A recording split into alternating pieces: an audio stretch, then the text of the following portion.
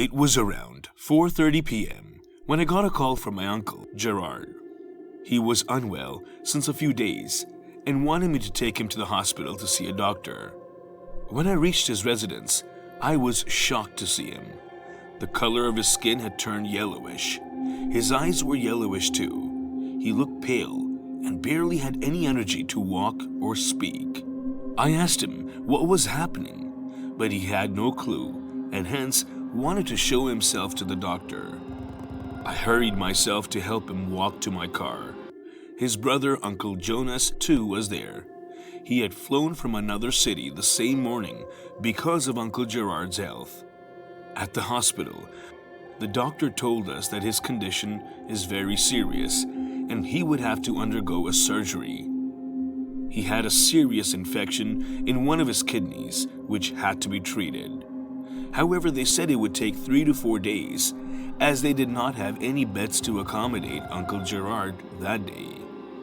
They gave him some medicines and asked us to get him admitted in the hospital after 3 days, and they would perform the surgery. We took the medicines and left the hospital. I drove them back to his apartment. He asked me to stay with him the night in case he needed me. When Uncle Gerard was resting, Uncle Jonas and I sat in the living room discussing what had gone wrong suddenly. I had met him a month back and he was absolutely fine. Then what had happened in such a short span of time? At that moment, Uncle Jonas told me that Uncle Gerard was into spirits and ghosts. He had met a group of people who were into all of this, and they used to meet frequently to connect with the evil spirits. They tried to talk to them and understand from them the reasons that made them evil, and so to help them turn into good spirits. I found that weird and creepy. Was that even possible? I thought to myself. One such incident occurred where Uncle Gerard tried to connect with an evil spirit all by himself, and that activity didn't go very well. And he has been facing the consequences of that now. His sudden deterioration in health was because of that incident, and the spirit was now behind Uncle Gerard's life. I was horrified. I asked Uncle Jonas if a doctor would help here, or we could get in touch with that group to seek help. Uncle Jonas told me that he had already tried connecting with them that morning after he flew down, but the members denied knowing Uncle Gerard or being involved in such activities. At that moment, we heard a scream. No! It was Uncle Gerard. It was around 1 a.m. He woke up complaining of stomach pain and started to puke blood. I was so scared and didn't know what to do. Uncle Jonas went outside to call for the ambulance. I stood there watching Uncle Gerard struggle so much. He was not able to breathe properly. He started taking long breaths and sat on the floor. Tried to pick him up and make him sit on the chair. Suddenly, he smiled and said, "My time has come.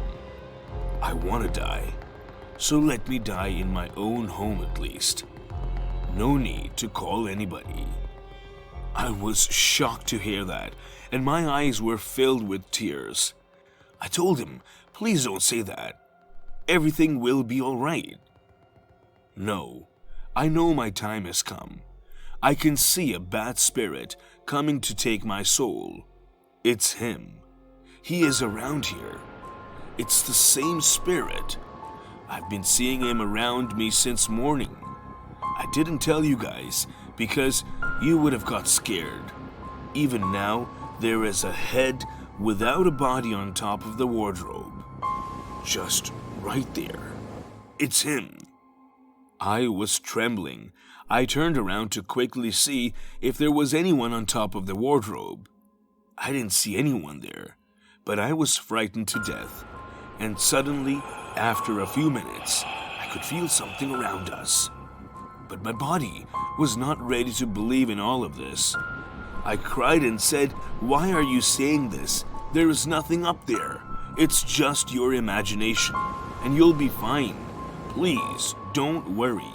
Everything will be fine." Taking a long breath, he again said, "Can't you see? It's right there on top of the wardrobe." He even smiles at me. It's just a head with wide open eyes.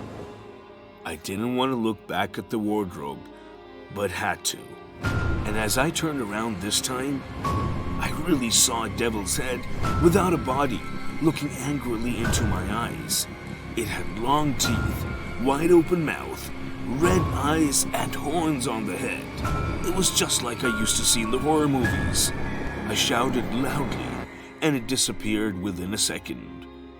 For a minute, I felt as if Uncle Gerard was really about to die. Maybe I was next, as I was trying to save him. At that moment, I heard Uncle Jonas calling me outside. I could hear the sound of the ambulance, and that he had come along with the ambulance and doctor. I rushed outside to tell him what I'd seen. When I reached outside, I found no one. Uncle Jonas was not to be seen anywhere, and there was no ambulance. It was around 3 a.m. I sensed something wrong was going on inside the house. I ran inside the apartment and found Uncle Gerard lying in the pool of blood he had puked in. When I called him, he didn't reply at all. I shook his body, but there was no reaction. I understood that the fucking devil had taken his soul away, and it was him who tricked me by calling me outside in Uncle Jonas's voice. I shouted angrily, "How dare you! Come in front of me! Why the hell are you doing this to him?" But there was no response. I was petrified, but deeply sad with what had happened. I didn't know if I could change anything, or if there was a way to get my dear uncle back to life. I sat there crying. A few moments later, Uncle Jonas came with a doctor.